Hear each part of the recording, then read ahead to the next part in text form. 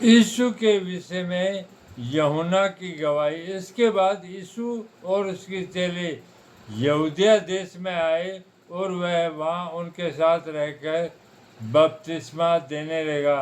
यूहन्ना भी शालेम के निकट एनोन में बपतिस्मा देता था, क्योंकि वहाँ बहुत जल था और लोग आकर बपतिस्मा लेते थे। यूहन्ना उस समय तक जेल खाने में नहीं डाला गया था। वहाँ यूहन्ना के चेलों का किसी यहूदी के साथ शुद्धि के विषय में वाद विवाद हुआ और उन्होंने यूहन्ना के पास आकर उससे कहा, हे रबी, जो व्यक्ति यरदन के पार तेरे साथ था और जिसकी तूने गवाही दी, देख वह बपतिस्मा देता है और सब उसके पास आते हैं। यूहन्ना ने उत्तर दिया, जब तक मनुष्य को स्वर्ग से न दिया जाए तब तक वह कुछ नहीं पा सकता। अर्थात जब तक मनुष्य को स्वर्ग से नहीं दिया जाएगा वह क्या पा सकता है? कोई कुछ नहीं पा सकता। तुम तो आप ही मेरे गवाह कि मैंने कहा मैं मसीह नहीं। यूहन्ना ने साफ कहा था कि मैं मसीह नहीं परंतु उसके आगे भेजा गया हूँ। यूहन्ना ने बिल्कुल साफ शब्दों में कहा, मैं मसीह नहीं हूँ, लेकिन मैं मसीह के आगे भेजा गया हूँ। मसीह के आने से पहले परमेश्वर की ओर से भेजा गया हूँ, ताकि मैं उसके आने की खुशखबरी,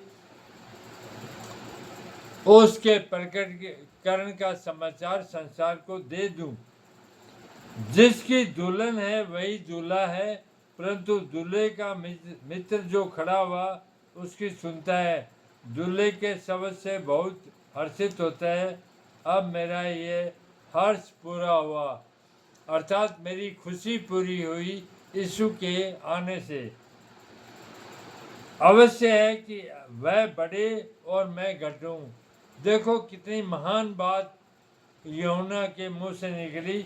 अवश्य है कि जरूरी है कि मैं घटूं और वो बढ़े। जो ऊपर से आता है वह सर्वोत्तम है। यूहन्ना ने साफ शब्दों में कहा, जो ऊपर से स्वर्ग से आता है वह सर्वोत्तम है, जो पृथ्वी से आता है वह पृथ्वी का है। यूहन्ना पृथ्वी से आया था और ईसा स्वर्ग से आया था, और जो पृथ्वी से आता है वह पृथ्वी का है और पृथ्वी की बातें कहता है। जो स्वर्ग से आता है वह सबसे ऊपर है।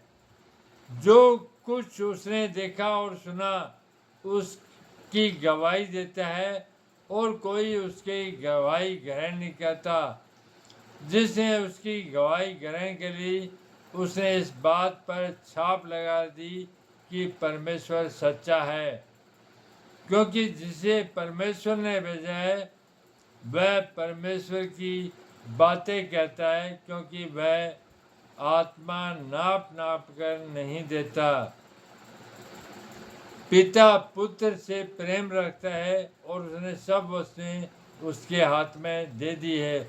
जो पुत्र पर विश्वास करता है अनंत जीवन उसका है, परंतु जो पुत्र की नहीं मानता वह जीवन को नहीं देखेगा, परंतु परमेश्वर का क्रोध उस पर रहता है।